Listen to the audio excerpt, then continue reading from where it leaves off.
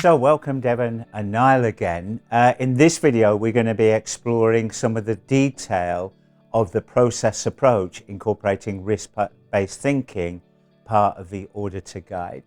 And one of the specific things that is mentioned is question the organization's identification of risk and opportunity and follow audit trails based upon potential impact to the customer, interested party or the organization.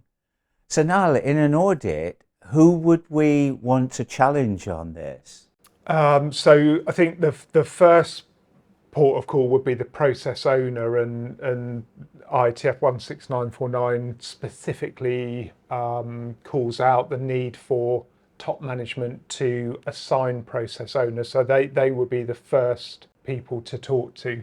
Okay. And Devin, the process owner, what would be typically then some of the roles and responsibilities of the process owner? Yeah, so when you interview the process owner, you want to make sure that they can explain their process and explain how the performance to that process is measured for that organization.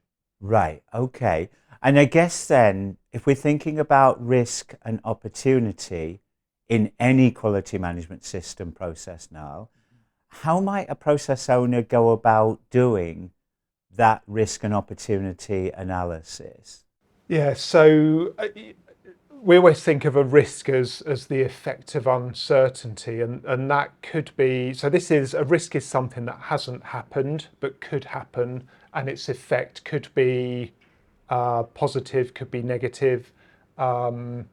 But the process owner should be able to explain the risks that they have identified within their process, and almost explain how they've managed those risks within their process. So what have they done to either live with it or reduce the likelihood of it happening, or mitigate it somehow. And Devin, when they're thinking about risk then, who should they be thinking about the risk to?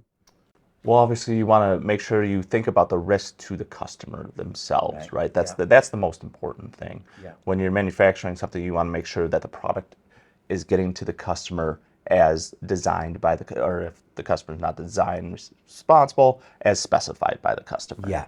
Yeah, okay, so the customer is important. Now, who else, when we're thinking about risk, who else should we think about? But yeah, all interested parties, I guess this goes back to, which are customers, the organisation and other suppliers, but obviously the organisation itself. And we know, led by ISO 9001, that it talks about risk and opportunity. Are they like mutually exclusive, or is there overlap? Do we think, Devin? No, there's absolutely overlap in the risk and opportunity. That's one of these things when you put everything together and you're going through your risk, you're identifying your risk, but you should also be identifying your opportunity at the same time. Right, and I guess the opportunity could come out of understanding the risk. Absolutely. Okay, so in the next video that you're going to see, we are going to explore the practical way that an auditor should approach auditing the process owner on how they've identified risk, how they've identified opportunity within their process, and then how they're managing those risks and opportunities. Let's summarize this discussion that we've had.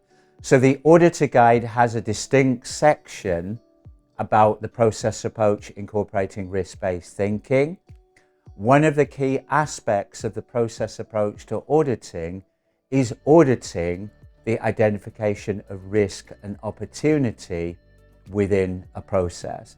That's a really important part of a process approach audit. So thank you, Devin. Thank you, Niall, for that discussion. We'll see the practical application of that next week.